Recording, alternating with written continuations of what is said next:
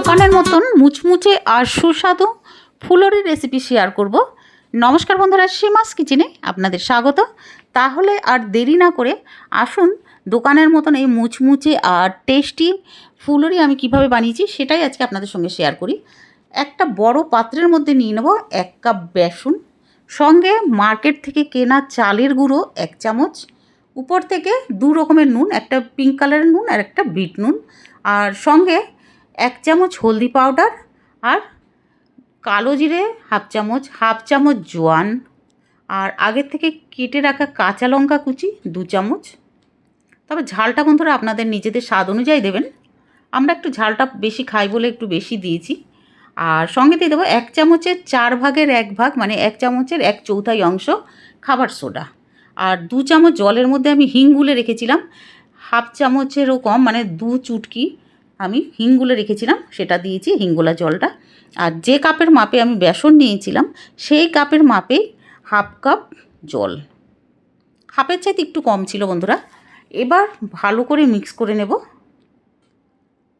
2 থেকে 3 মিনিট আমি এইভাবে এটাকে মিক্স করব। যত বন্ধুরা ফেটানো হবে না ততই কিন্তু ফ্লাফি হবে ভেতর থেকে। এবার দিয়ে দেব সর্ষের তেল, বড় চামচের 1 চামচ সর্ষের তেল দিয়েছি। তেলটা দিলে বন্ধুরা খুব ভালো হবে, মানে ভেতরটা একদম বেশ ফ্লাফি হবে, সুন্দর হবে, আর উপরটা ক্রিস্পি হবে। এটা ঠান্ডা তেল, আমি সর্ষের তেল দিয়েছি 1 চামচ। তবে আপনারা চাইলে ভেজিটেবল তেলও দিতে পারেন বন্ধুরা, তো সর্ষের তেলের একটা স্বাদই আলাদা। তো এবার এটাকে মিক্স করব, আবারও 2 মিনিট মতন ফেটিয়ে নেব ভালোভাবে। দেখুন কালারটা চেঞ্জ হয়ে গেছে না বন্ধুরা ফেটাতে ফেটাতে। এবার একটা ঢাকনা লাগিয়ে 10 মিনিটের জন্য রেখে দেব। 10 মিনিট পরে ঢাকনাটা সরাবো, মানে প্লেটটা সরিয়ে নেব।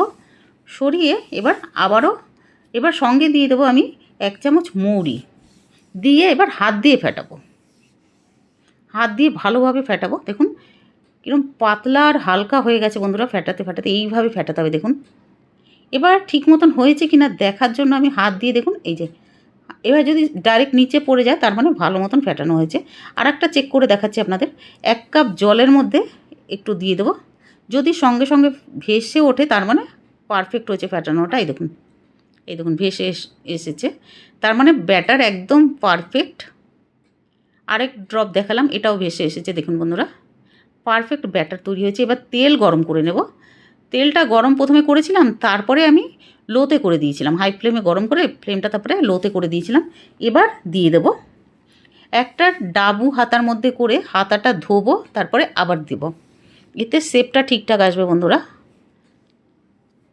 ফ্লেম কিন্তু একদম হাইতে করা চলবে না, তাহলে কিন্তু উপর থেকে মানে পুড়ে যাবে, কুক হয়ে যাবে, আর ভেতরটা কিন্তু কাঁচা থাকবে।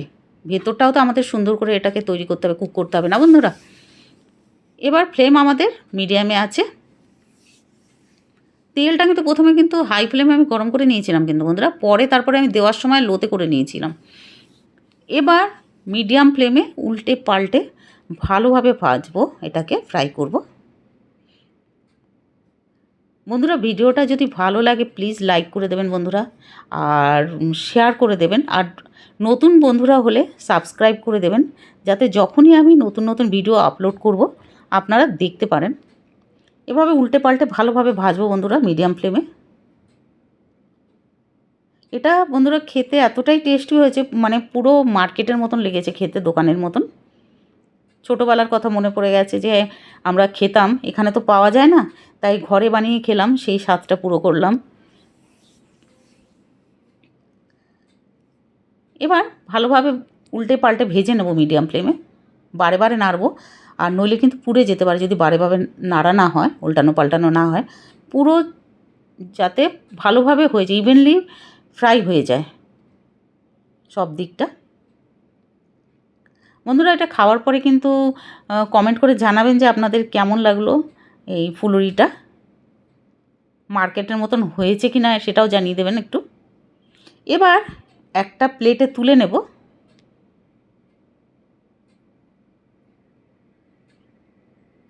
দেখুন দেখতে কি সুন্দর লাগছে না বন্ধুরা। তবে হ্যাঁ, দোকানের মতন অত সুন্দর শেপটা আমি দিতে পারিনি। এবার এটাকে আমি ধনেপাতা পুদিনা পাতার চাটনি দিয়ে এটাকে সার্ভ করব।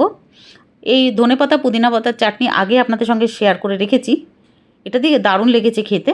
দেখুন দেখাচ্ছি আপনাদের, ভেতরটা দেখুন, উপরটা তো ক্রিসপি, ভেতর দেখুন কতটা একদম ফ্লাফি নরম, কত সুন্দর হয়েছে বন্ধুরা ভেতরটা। এবারে চাটনি দিয়ে দারুণ টেস্টি লেগেছে। পুরো ভিডিও দেখার জন্য অসংখ্য ধন্যবাদ আপনাদের।